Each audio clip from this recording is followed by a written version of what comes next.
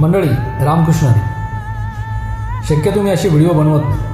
हा व्हिडिओ सर्वसामान्य माणसाची एक भावना आहे, एक त्याच्या अंतःकरणाची वेदना आहे. त्यांनी जगावं की मरावं. आज महागाई नावाची अवदसा हा धून पाठीमागे लागलेली आहे. अहो, दिवसाला भाव वाढतं, दिवसाला काय मिनिटाला भाव वाढतात. अहो, सकाळी साखर घेतली तर 55 रुपये किलो, उद्या घेतली तर 60 रुपये किलो, आणि संध्याकाळी घेतली तर डायरेक्ट 70 रुपये किलो. तो जगाचा पोशिंदा मी पण एक शेतकरी आहे. गेले कित्येक वर्ष झाले आमच्या शेतीमालाला तोच भाव आहे, आमच्या तुरीला तोच भाव, आमच्या सोयाबीनला तोच भाव, आमच्या ऊसाला तोच भाव. मग त्याचे तरी रेट का तुम्ही वाढवत नाही?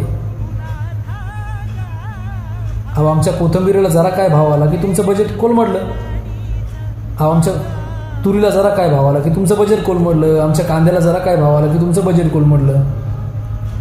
पण आज आमच्या शेतकरी राजाचं, सर्वसामान्य माणसाचं बजेट कोलमडलं नाही हो. झोपलंय, डायरेक्ट झोपलंय. त्यांनी काय घ्यायचं, काय खायचं, त्याच्या मुलाचं शिक्षण,